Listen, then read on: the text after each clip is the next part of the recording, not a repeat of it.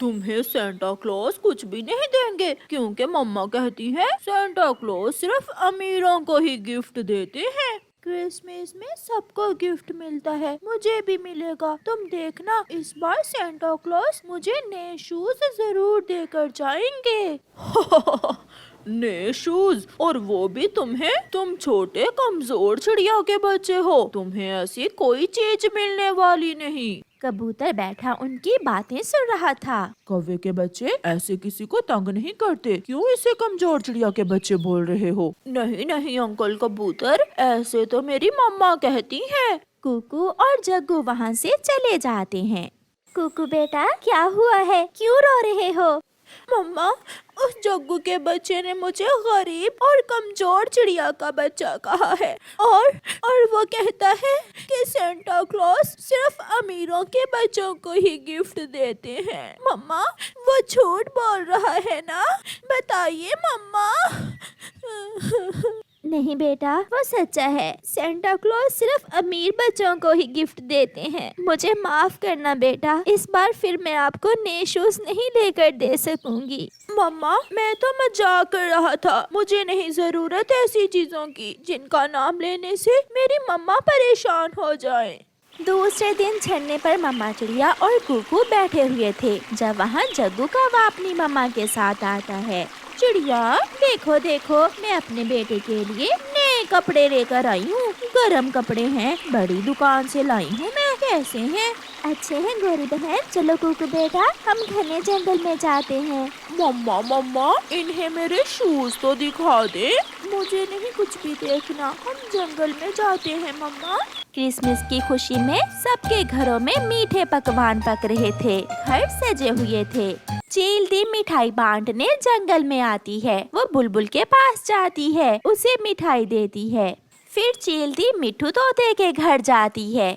अपने घर के बाहर बैठा हुआ कुकू अपनी मम्मा से कहता है, मम्मा, चील आंटी हमारे घर भी मिठाई देंगी? हाँ बेटा, जो सबको दे रही है तो हमारे घर भी जरूर आएगी। चील जब मिठाई लेकर गोरी कौवी के पास जाती है तो गोरी उससे कहती है, चील दी, ये मिठाई क्रिसमस की खुशी में है क्या?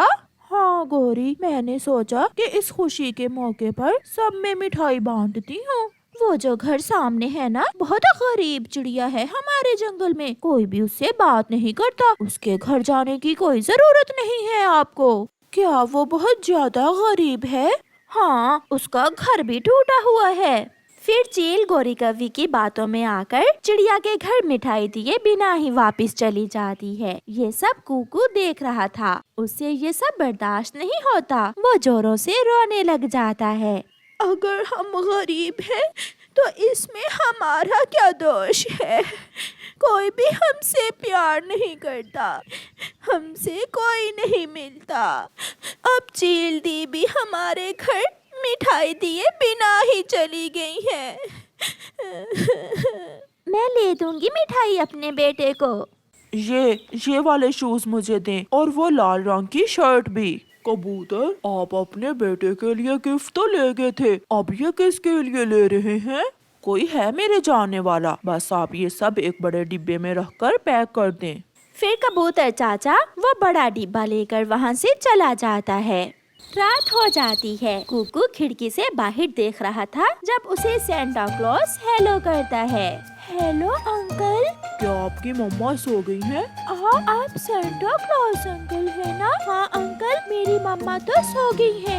ये गिफ्ट तुम्हारे लिए, और हाँ याद रखना, कोई भी इस संसार में गरीब नहीं होता, सब बराबर हैं। जग्गू झूठ बोल रहा था, मैं सबको गिफ्ट देता हूँ, इसलिए कभी भी जिंदगी में ना उम्मीद ना होना, मेहनत और कोशिश से मुश्किल को आसान करना है। फिर सेंटा क्लॉज वहाँ से चला जाता है। कबूतर जी, आगे आप। हाँ, उस छोटे चिड़िया के बच्चे के चेहरे पर मुस्कुराहट देखकर मुझे अपना बचपन याद आ गया। जब मेरे पिता मुझे छोड़कर चले गए थे, मैं बहुत छोटा सा था। कबूतर जी, वो छोटा सा गिफ्ट उसे बड़ी खुशी देगा।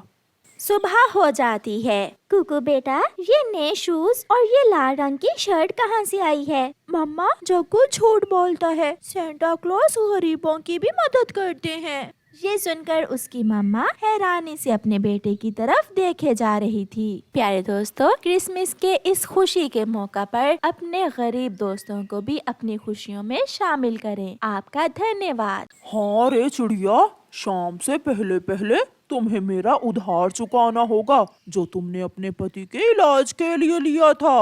कौवे भैया, मुझे गरीब पर दया करें। मेरे पति तो बच न सके और मुझ पर आपका कर्ज चढ़ गया।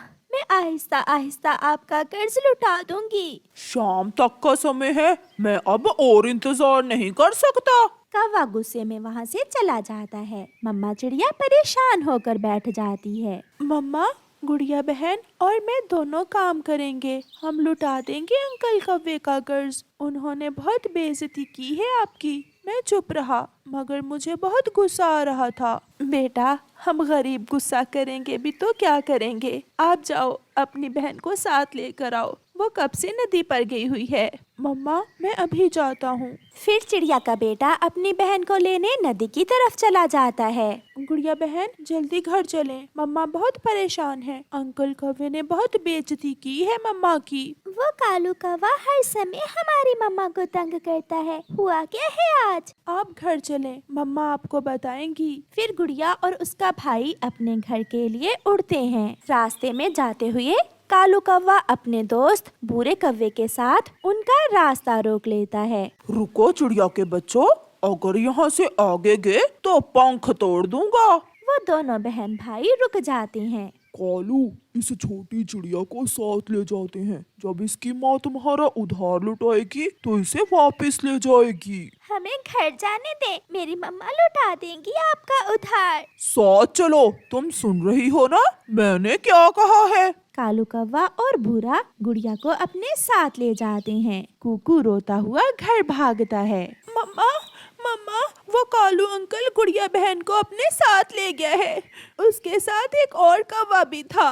वो पैसे मांग रहा है। मेरी बेटी, उस जालिम की कब से मेरी बेटी पर नजर थी। रात हो गई थी। मम्मा चिड़िया अपनी लालटेन उठाती है। मम्मा, मैं भी आपके साथ जाऊंगा। फिर वो माँ बेटा अपने घर से निकलते हैं। रात अंधेरी थी। ऐसी अंधेरी रात में कोई भी पक्षी जंगल में उन्हें नजर नहीं आता। सब अपने अपने घरों में आराम से सो रहे थे। मम्मा चिड़िया और उसका बेटा कुकू रोते हुए कौवे के घर जाते हैं। कौवे ने गुड़िया को घर के बाहर ही एक पेड़ से बांध रखा था। कौवे भैया, दया करें, रहम करें, मेरी बेटी ऐसी ठंड में मर जाएगी, इसे छोड़ दें। मैंने तुम्हें शाम तक का समय दिया था, तुमने शाम तक मेरे पैसे नहीं लुटाए, इसलिए मैं इसे उठा लाया। अंकल, मेरी बहन को छोड़ दें। चुप चुप कर जा, बड़ा आया बहन का प्यार करने वाला। कालू भैया, मुझे कल तक का समय दे दें। अगर कल तक मैंने आपका उधार ना चुकाया तो आप मेरा घर बेचकर अपने पैसे ले लेना, मगर मेरी बेटी को छोड़ दें। ये सुनकर कौवा थोड़ा लालच में आता है और गुड़िया को छोड़ देता है। वो तीनों माँ और बच्चे परेशान घर लौट रहे थे कि रात के अंधेरे में उन्हें एक पेड़ की खोखर में कोई चमकती हुई चीज नजर आती है। वो तीनों वहाँ जाते हैं। बच्चों, ये तो बहुत कीमती मोती है, मगर ये इस पेड़ की खोखर में कैसे आ सकता है? फिर गुड़िया थोड़ा खोखर के अंदर जाकर देखती है। उस खोखर में तो उस तरह के कई कीमती मोती और हीरे थे। मम्मा, ऊपर वाले ने हमारी सुन ली। हम बहुत परेशान थे ना, इसलिए ऊपर वाले ने हमारी मदद की है। मैं अभी घर से कुल्हाड़ा लेकर आती हूँ। फिर गुड़िया अपनी मम्मा से लालटेन लेती है और घर जाती है। वो कुल्हाड़ा उठाकर जल्दी से वापस होती है। मम्मा चिड़िया उस सूखे हुए पेड़ को काट लेती है। रात के अंधेरे में चिड़ियाओं का वो परिवार उस मिलने वाली मदद को समेट रहे थे। मम्मा चिड़िया एक थैली में वो सारे मोती और हीरे डाल लेती है। फिर मम्मा चिड़िया आगे आगे लालटेन लेकर चलती है और वो सब अपने घर पहुंच जाते हैं। सुबह हो जाती है। मम्मा चिड़िया वो कीमती मोती लेकर सुनार की दुकान पर जाती है। एक मोती ही बेच देने से उसे इतने पैसे मिल जाते हैं कि कौवे का कर्ज चुका सके। मम्मा, आप कौवे अंकल का उधार दे आए, मैं और कुकू घर जाते हैं। फिर मम्मा चिड़िया कौवे के घर जाती है और उसके पैसे लुटा देती है। चिड़िया चिड़िया, तुमने रात में ही इतने पैसे कहाँ से ले लिए? ये सब ऊपर वाले के काम है। अगर तुम गुड़िया को पकड़ कर ना ले जाते तो शायद हमें वो खजाना ना मिलता जो मिल गया है। फिर चिड़िया वहाँ से चली जाती है और फिर चिड़िया और उसके बच्चों के दुख खत्म हो जाते हैं और वो खुशी का जीवन बिताते हैं। प्यारे दोस्तों, इस कहानी को लाइक करना बिल्कुल मत भूलना। आपका धन्यवाद।